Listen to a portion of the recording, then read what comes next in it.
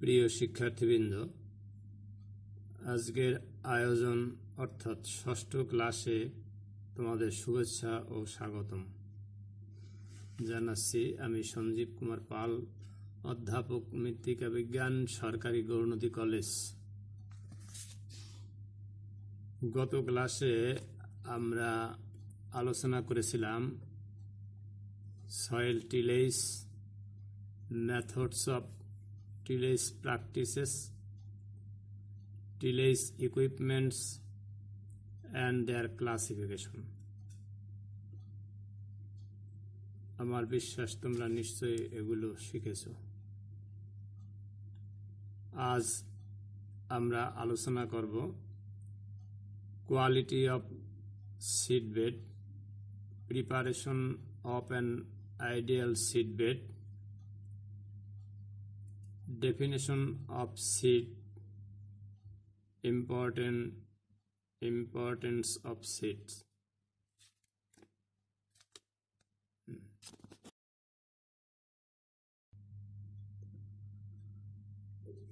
এবার আমরা আলোচনা করব কোয়ালিটি অফ সিডবেড। বীজতলা সিডবেড, যে জমিখণ্ডে চারা উৎপাদনের উদ্দেশ্যে বীজ বপন করা হয় তাকে বীজতলা বা নার্সারি বলে।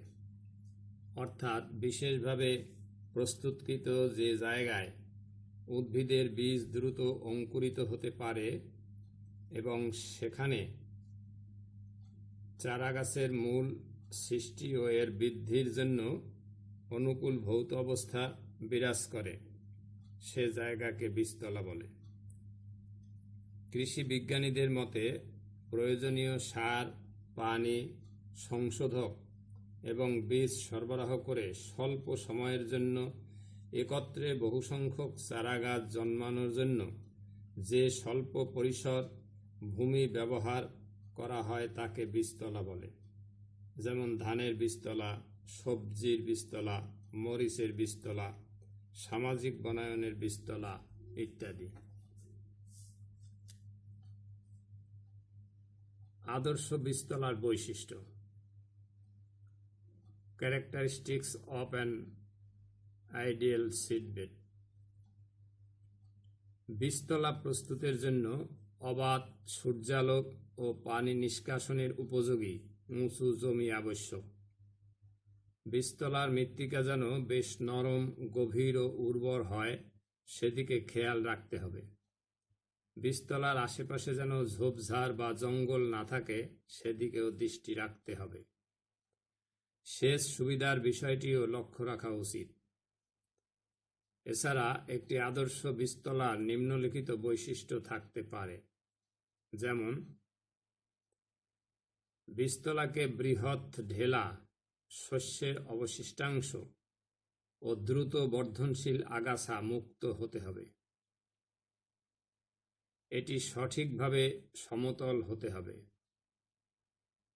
কচি চারাগাছের উত্তম বৃদ্ধির জন্য সঠিক আর্দ্রতাযুক্ত কাঙ্ক্ষিত ভৌত অবস্থা বিদ্যমান থাকতে হবে। বীজতলার মৃত্তিকা ঝুরঝুরে, আলগা, ভঙ্গুর এবং ক্রাম্প সংযুতি বিশিষ্ট হতে হবে। উত্তম বাতায়ন এবং পানি চলাচলের উপযুক্ত ভৌত অবস্থা থাকতে হবে। উপরিপৃষ্ঠের মৃত্তিকা কম ক্ষয়প্রবণ হতে হবে। বীজতলা হতে হবে সেচ ও নিষ্কাশনের উত্তম ব্যবস্থা সম্পন্ন। মাত্রাতিরিক্ত বিয়োজনক্ষম জৈব পদার্থ মুক্ত হওয়া উচিত, কারণ এদের প্রভাবে বালাই এবং রোগ সৃষ্টির জীবাণুর প্রাদুর্ভাব বাড়ে। বড় বীজের শস্যের ক্ষেত্রে বীজতলা অমসৃণ হতে হবে। মাত্রাতিরিক্ত কর্ষণ পরিহার করতে হবে যাতে দুর্বল সংযুতি সৃষ্টি না হয়। বীজ যত ছোট, বীজতলা তত শক্ত হবে এবং বীজও তত গভীরে বপন করতে হবে। বৃষ্টিপাতের পরপর ভূপৃষ্ঠ শক্ত স্তর সৃষ্টি হতে দেয়া যাবে না। বীজতলা এমন জায়গায় হবে যেখানে বৃষ্টির পানি জমে না এবং জোয়ারের পানি ওঠে না। পানির অনুপ্রবেশ ও অনুস্রাবণ ভালো হতে হবে। বীজতলার মৃত্তিকা যথেষ্ট উর্বর ও উৎপাদনক্ষম হতে হবে, অর্থাৎ প্রচুর জৈব পদার্থ সমৃদ্ধ হতে হবে।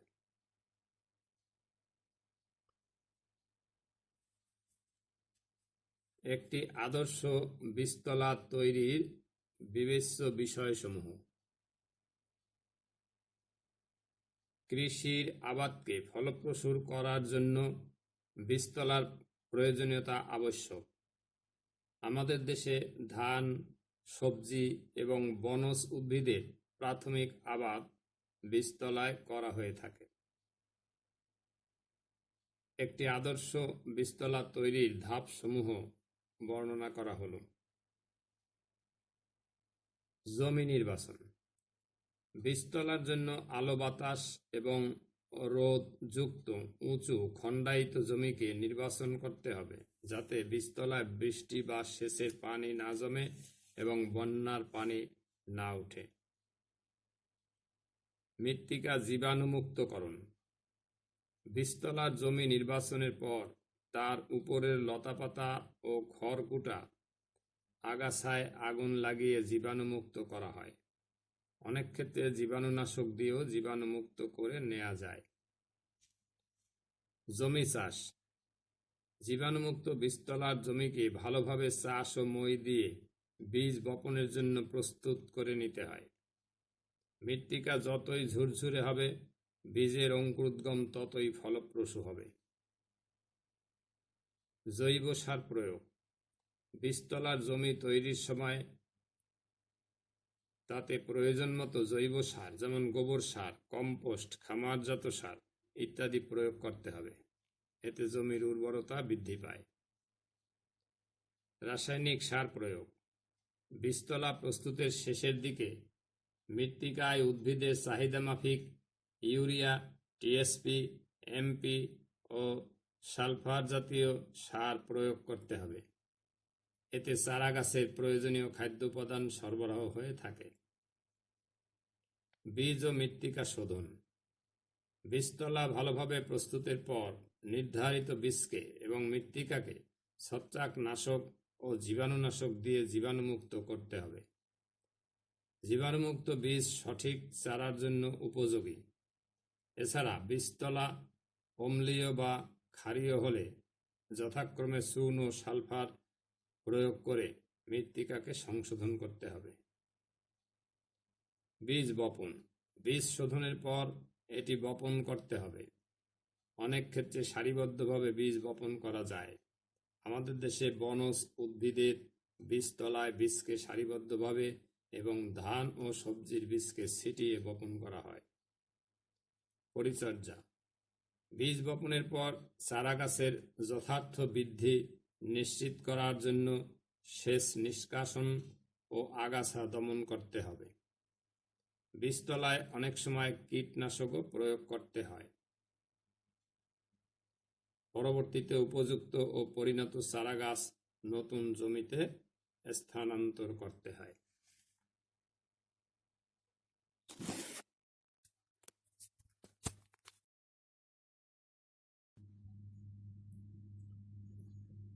এবারের আলোচ্য বিষয় প্রিপারেশন অফ অ্যান আইডিয়াল সিডবেড। একটি আদর্শ বীজতলা বলতে সাধারণত ভিজা বীজতলাকেই বোঝায়। আমাদের দেশে চাষের জন্য চারা উৎপাদন করতে হলে ভিজা বীজতলাই বহুল প্রচলিত। যেখানে পানি প্রাপ্তির সম্ভাবনা নিশ্চিত বা প্রচুর বৃষ্টিপাত হয়, সেসব স্থানে তাড়াতাড়ি চারা রোপণের জন্য এই প্রথায় বীজতলা তৈরি করা হয়। এই বীজতলায় অল্প সময়ে ভালো চারা জন্মিয়ে সময় মতো রোপণের জন্য চারা তোলা হয়। অনুর্বর, খুব বেশি লোনা বা অম্লাত্মক নয় ও অন্যান্য সমস্যা থেকে মুক্ত এমন জমি বীজতলা তৈরির জন্য ভালো। প্রতি কাঠা বীজতলার জন্য প্রয়োজন 3 থেকে 4 কেজি বিশুদ্ধ বীজ। বীজতলার জন্য প্রথমে 3-4 বার চাষ ও মই দিয়ে জমিকে প্রস্তুত করে নিতে হবে। 1 কাঠা জমিতে নিম্নলিখিত হারে সার প্রয়োগ করতে হবে। Urea 0.5 KG, TSP 0.5 KG, MP 0.25 KG, গোবর সার 80 কেজি। সমস্ত সার ছিটানোর পর পুনরায় জমি চাষ ও মই দিয়ে জমিকে থকথকে কাদাময় করে নিতে হবে। জমি তৈরি শেষ হওয়ার পর বীজতলার বেড 31.50 ফুট দীর্ঘ এবং 4 ফুট প্রস্থ মাপের তৈরি করতে হবে। প্রথমে জমির চারপাশ প্রস্থ 9 ইঞ্চি পরিমাণ জমি নালার জন্য বাদ দিয়ে এক প্রান্ত হতে 4 ফুট জমি মেপে নেব।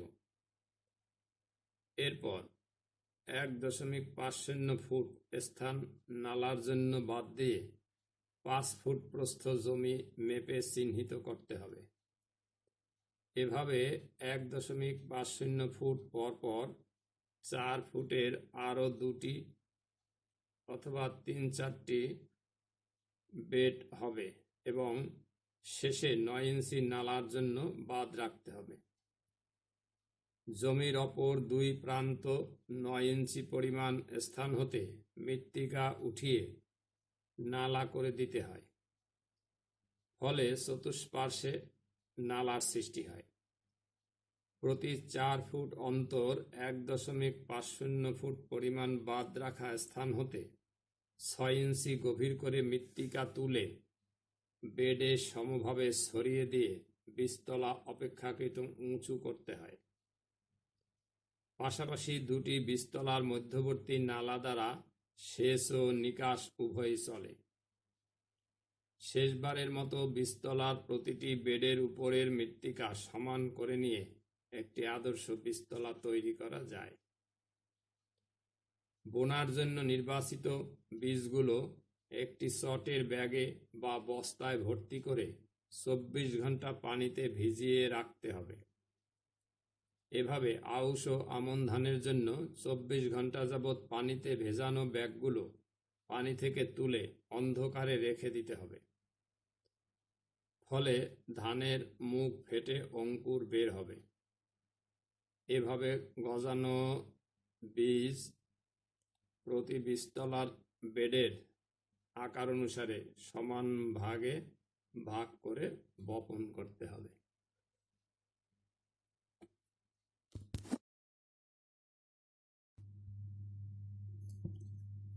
এবার অন্যান্য বীজতলা। শুকনো বীজতলা উপযুক্ত আর্দ্রতায় মাটিকে 5-6 বার চাষ মই দিয়ে একেবারে ঝুরঝুরা করার পর সমান করতে হবে। চারা গাছের পরবর্তী পরিচর্যা ও বৃষ্টির পানি নিষ্কাশনের জন্য 1 বা 1.25 মিটার চওড়া ও যে কোনো দৈর্ঘ্যের বীজতলা তৈরি করা যায়। বীজতলার দুপাশ থেকে মাটি তুলে বীজতলায় দিলে পানি নিষ্কাশনের জন্য 40 থেকে 50 সেন্টিমিটার প্রশস্ত নালা তৈরি হবে। বীজতলায় মাটি ভালোভাবে সমান করার পর শুকনো বীজ সমানভাবে বীজতলায় ছিটিয়ে বুনে ধুলা মাটির হালকা আস্তরণ দিয়ে বীজগুলো ঢেকে দেয়া দরকার। এসব বীজতলার মাটি বৃষ্টির পর অনেক দিন আর্দ্র থাকে বলে সম্পূর্ণরূপে বৃষ্টি ধৌত এলাকায় এ পদ্ধতি ব্যবহার করা হয়।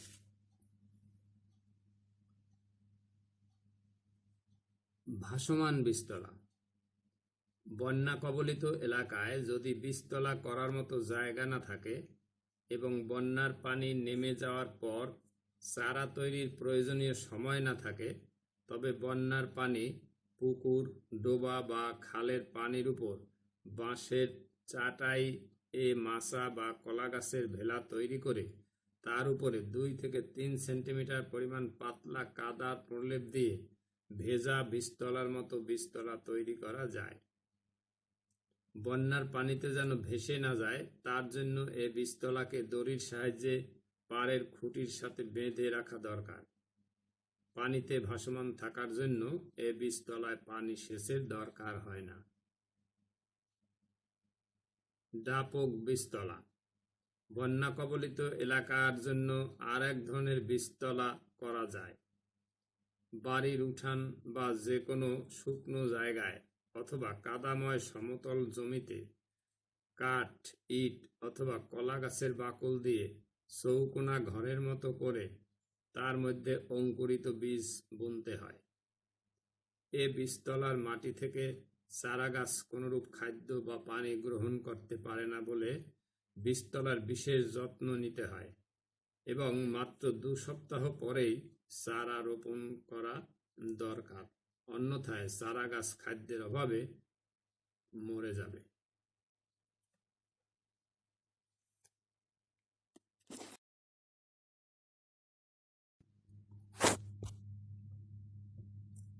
এবারের আলোচ্য বিষয় সিডস, ডেফিনেশন অ্যান্ড ইম্পর্টেন্ট। বীজের সংজ্ঞা, ডেফিনেশন অফ সিড। বীজের সংজ্ঞাকে দুভাবে সংজ্ঞায়িত করা যায়, যেমন উদ্ভিদতাত্ত্বিক ও কৃষিতাত্ত্বিক। উদ্ভিদতাত্ত্বিকভাবে উদ্ভিদের নিষিক্ত ও পরিপক্ক ডিম্বকেই হলো বীজ। ধান, গম, ভুট্টা, সরিষা ইত্যাদির নিষিক্ত ও পরিপক্ক ডিম্বক উদ্ভিদের পরবর্তী বংশ বিস্তারের জন্য ব্যবহৃত হয়। কৃষিতাত্ত্বিকভাবে কৃষিতত্ত্বের দিক হতে বিচার করলে বীজের সংজ্ঞা আরও ব্যাপক। উদ্ভিদের শারীরিক ও জাননিক যে কোনো অঙ্গ যদি অনুকূল পারিপার্শ্বিকতায় আপন জাতের নতুন উদ্ভিদ জন্মানোর ক্ষমতা রাখে তাকে বীজ বা কৃষিতাত্ত্বিক বীজ বলে। যেমন লেবু গাছের কলম, আখের চোখ বিশিষ্ট কাণ্ড, গোলালুর স্ফীত কন্দ, পটলের শিকড় ইত্যাদি। বীজের গুরুত্ব, ইম্পর্টেন্স অফ সিড। ফসল উৎপাদনে বীজের গুরুত্ব অপরিসীম। যদিও ফসল উৎপাদনের সামগ্রিক ব্যয়ের খুব সামান্য অংশই ব্যয় হয় বীজের জন্য, অথচ ফসলভেদে বীজ এককভাবে ফলন ও উৎপন্ন পণ্যের গুণাগুণে ব্যাপক প্রভাব বিস্তার করে। তাই বীজকে কৃষি উৎপাদনের মুখ্য ও মৌলিক উপকরণ বলা যায়। আমাদের আবাদযোগ্য জমি মোটামুটি উর্বর, তথাপি আমাদের জমিতে ধানের হেক্টর প্রতি ফলন মাত্র 1 থেকে 2 কুইন্টাল, অথচ অন্যান্য মৌলিক উপকরণ ঠিক রেখে শুধুমাত্র উফশী জাতের বীজ ব্যবহার করলে ফলন অন্তত 70% বৃদ্ধি করা সম্ভব। এর দ্বারাই প্রমাণিত হয় যে বীজ ফসল উৎপাদনে কত গুরুত্ব বহন করে।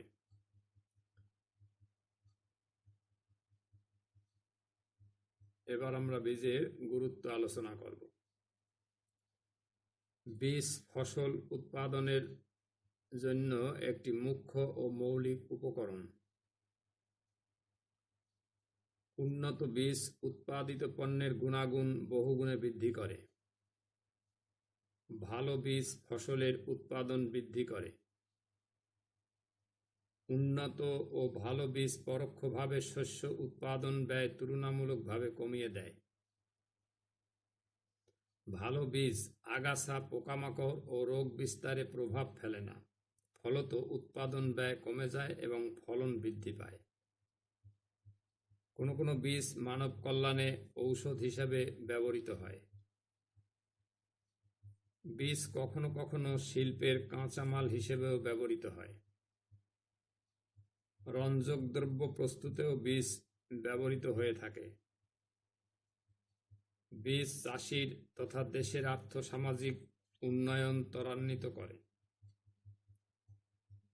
বীজ মানুষ ও পশু পাখির জীবন ধারণের মাধ্যম হিসেবে পরিগণিত হয়। বীজ জীবনের বাহন হিসেবে কাজ করে। বীজ ব্যবসা বাণিজ্যের একটি অন্যতম উপকরণ। নতুন প্রজাতি উদ্ভাবনে বীজ মাধ্যম হিসেবে কাজ করে। বীজের মাধ্যমে বৈদেশিক মুদ্রা অর্জিত হয়।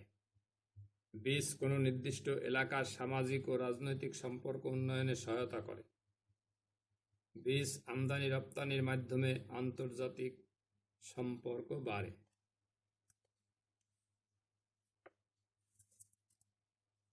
এবার ভালো বীজের বৈশিষ্ট্য, ক্যারেক্টারিস্টিক্স অফ গুড সিড। ভালো বীজের বৈশিষ্ট্য বলতে উক্ত বীজের অত্যাবশ্যকীয় গুণাগুণ বোঝায়।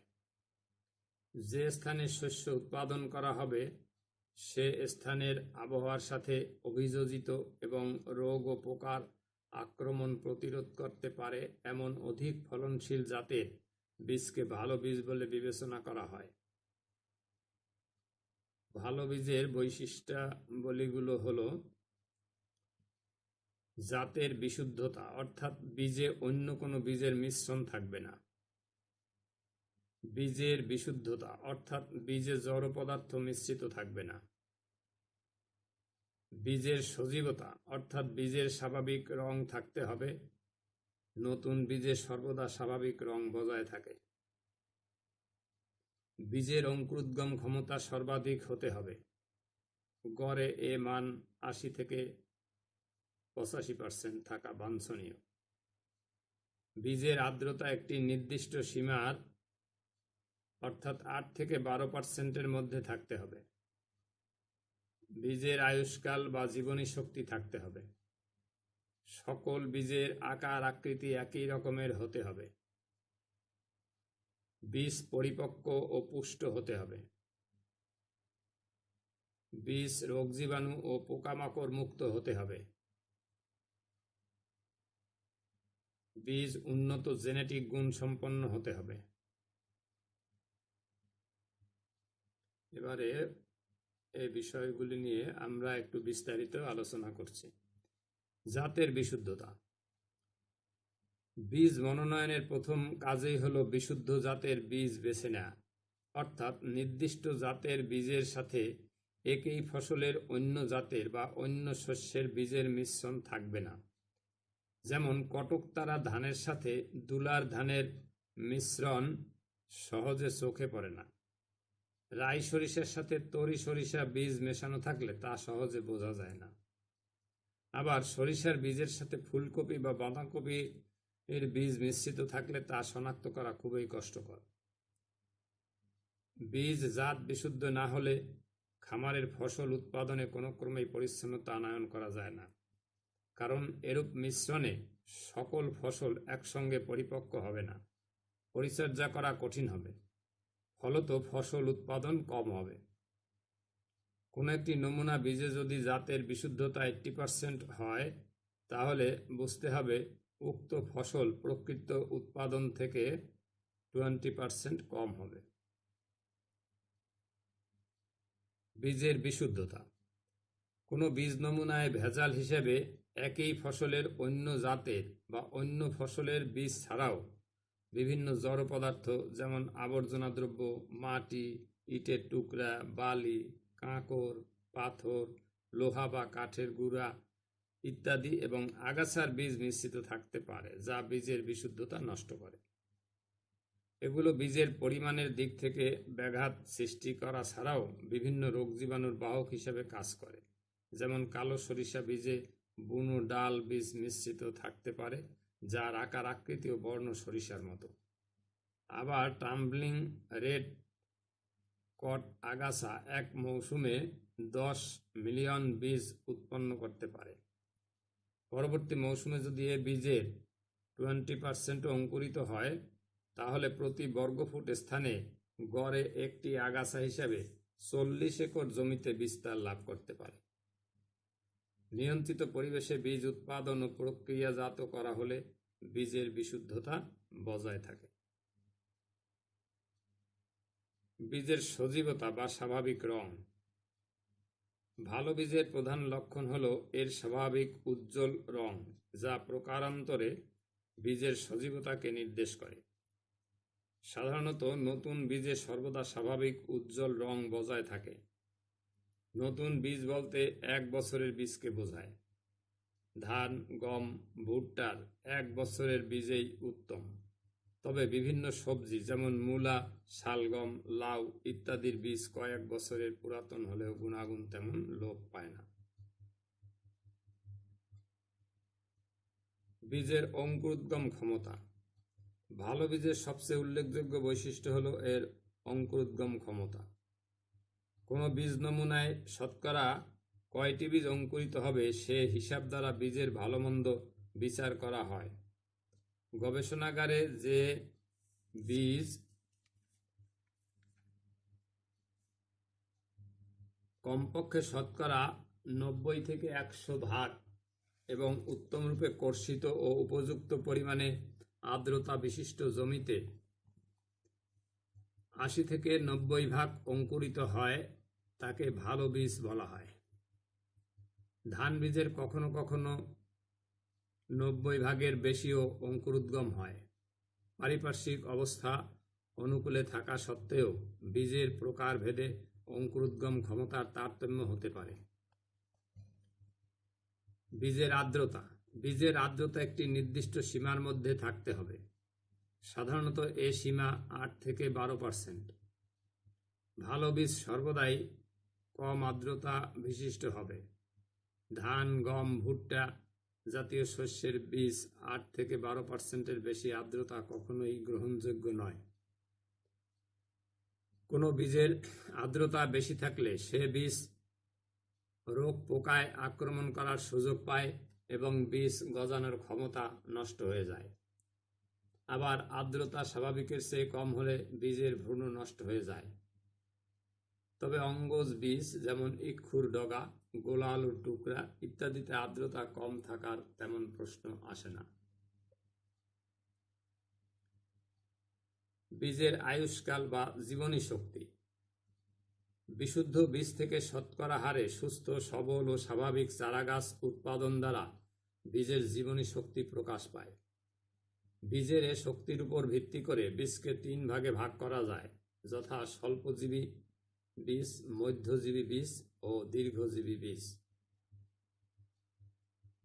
বীজের আকার আকৃতি। সর্বোচ্চ ফলন পেতে হলে জমিতে সম আকার ও আকৃতির বীজ বপন করা একান্ত প্রয়োজন।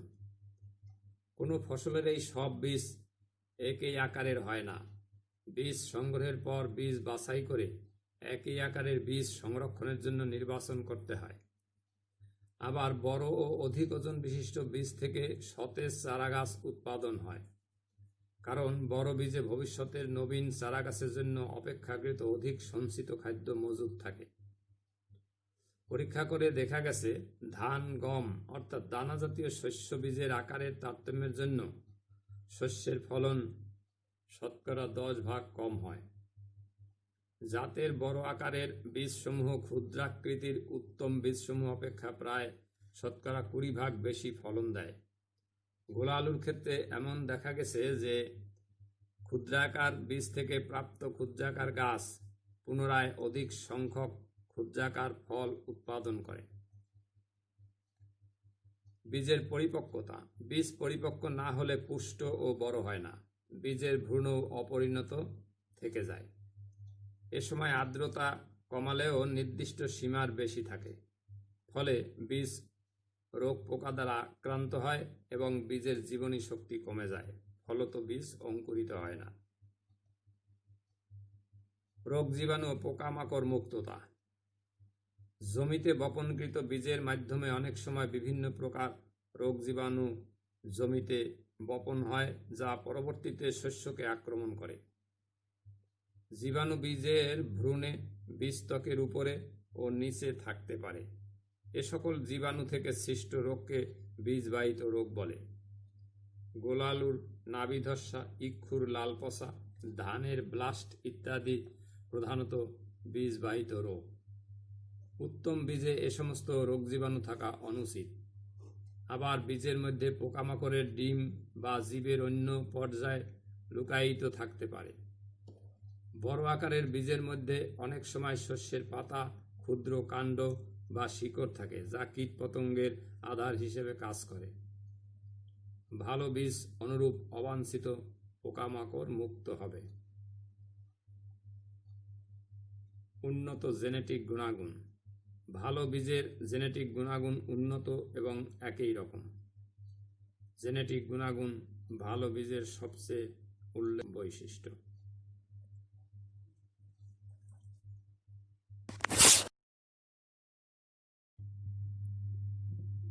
পরিশেষে তোমাদের একটি আদর্শ বীজতলার অর্থাৎ ধানের বীজতলার একটি নমুনা চিত্র দেওয়া হলো। ধন্যবাদ।